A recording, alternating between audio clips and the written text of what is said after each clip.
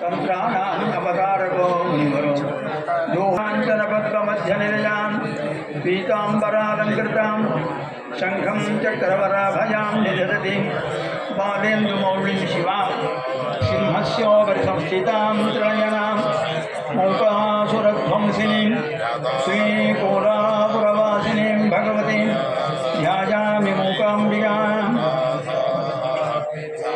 நர்ணன் நமையாழ்வான் நர்கம் நகரானே. எம்பெருமான் சர்வேஸ்வரனுடைய திருவுருள் எங்கும் நிறைந்து நம்ம எல்லாரையும் வாழ வைத்து கொண்டு தானும் அங்கங்கு கோயில் எழுந்துடனே அனுகிரகம் செய்து வருகிறார். அந்த அளவில் இந்த ஊரில் ராமபிரானுடைய சக்கரவர்த்தி திருமணான ராமனுடைய பார்த்த சாரதியாக இருக்கக்கூடிய மாதலி என்பவர் சிவலிங்க பிரதிஷ்டை செய்த பெரும் க்ஷேத்திரமாகும். அந்த க்ஷேத்திரத்தில்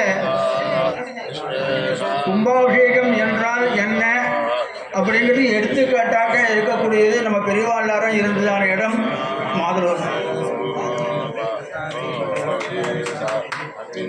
இந்த மாதர்வேலூரில் எனக்கு தெரிஞ்சு 4-5 தலைவர் தான் தெரியும். ஏன்னா சிதம்பரத்தாராத்துக்கும் மாதூர் குன்னத்தாத்துக்கும் இவாளே திருப்பணி பண்ணி செய்கிறார் கும்பாபிஷேகம். அப்போ மாதூர் பெரியவர் ராமானந்த சிவாச்சாரியார் பூ கட்டியாச்சு. நேர பிரம்மரந்திர மூலத்துக்கு கண்டு போகணும். கண்டு எங்கே போய் கேட்டாலும் கிடைக்கல. அம்பாள் சொன்னா நீ நாளைக்கு ஆரம்பம் அந்த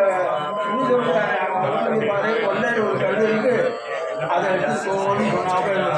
காரணம் இல்லை, அங்கே போய் பார்த்தா அந்த கல் எடுத்தா அவது சரியா அப்படியே வேற ஒரு வேலை செய்யணும். அப்படி நேர பேசக்கூடிய எனக்கு நான் கொண்டு வச்சாங்க. முகஸ்தமா இந்த திரிய வசதி கூட்டு அவர் கூட சொல்லிட்டே இருப்பார். பார்த்துருக்கோம். அவருடைய நெறியான காலத்தை கொஞ்சமாவது ஸ்மரணிச்சு பார்க்குறோம். உடம்பு சரியா இல்லை, 2-3 நாளில் ஜீவன் பெரிய போகிறது படுத்துருக்கார். விளக்கேற்று அப்படின்னா குடவரிசி விளக்கேற்றி வச்சா நான் பார்த்துக்கிறேன். அப்போ இவர் படுத்தினபடியே சிவஸ்தோத்திரம் சொல்லு, அம்பாள் ஸ்தோத்திரம் சொல்லு, சிவமகிமியை சொல்லு, ருத்ராட்ச புராணத்தை சொல்லு, பக்த விபத்தை சொல்லு அப்படின்னு பக்கத்தில் எல்லாரையும் ஒத்தரியாக கூப்பிட்டு சொல்லிகிட்டே இருந்தாலாம்.